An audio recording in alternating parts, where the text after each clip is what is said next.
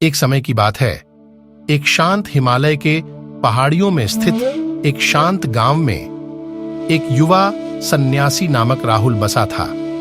राहुल को अपने ज्ञान और दया के लिए जाना जाता था और वह अपने दिनों को ध्यान में बिताता, गांव वालों की मदद करता और बुद्ध के उपदेशों को फैलाता था। एक सुनहरी सुबह जब राहुल जंगल में चल रहे थे, उन्होंने एक रंगीन पक्षी को एक जाल में फंसा हुआ देखा। पक्षी तंग आकर दर्द से कराह रहा था। राहुल ने तुरंत उसकी मदद की और सावधानी से उसे छोड़ दिया।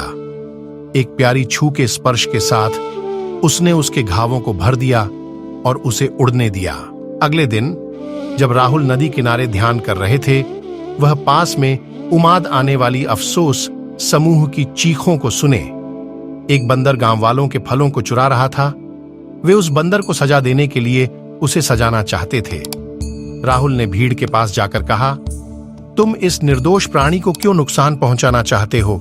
शायद यह भूखा है या संगठन की तलाश में है। फिर उन्होंने बंदर को कुछ अपने फलों से प्रदान किया और गांव वालों को दया और समझ की महत्वपूर्णता के बारे में बात की। गांव वाल राहुल के शब्दों से प्रभावित हुए और उन्होंने बंदर को छोड़ दिया, समझते हुए कि यह उनका क्रोध और लालच था जो संयमित होना चाहिए, बंदर को नहीं। दिन बीतते गए। राहुल ने अपने दया, क्षमा और आंतरिक शांति के उपदेशों से गांव वालों को प्रेरित करने का काम जारी रखा।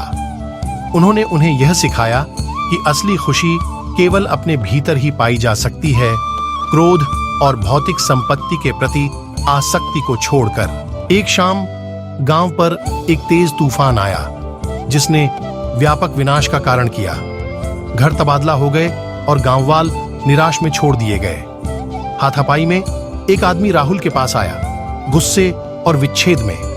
उसने सन्यासी को इस प्राकृतिक आपदा के लिए जिम्मेदार ठहराया, अपनी मौजूदगी को दोषित करते हुए। राहुल ने सुनते समय शांति बनाई रखी और फिर कहा, मेरे दोस्त, मैं एक आम सन्यासी हूं। मेरे पास प्राकृतिक बलों पर कोई नियंत्रण नहीं है। हमारे पास गुस्से को और सामग्री की आसक्ति को छोड़कर अपने साथी बनाने की कोशिश करनी चाहिए, न कि उस बंदर को सजाने की। शुरुआत में गुस्से से भरा हुआ आदमी राहुल की बुद्धिमत्ता और दया से प्रभावित हुआ। उसने माफी मांगी और गांव वालों के साथ गांव को बनाने के प्रयास में शामिल हो गया। जैसे जैसे समय बीतता गया, गांव में संबंधित धन और सहयोग के धन के साथ साथ दया और समझ के धन में भी वृद्धि हुई।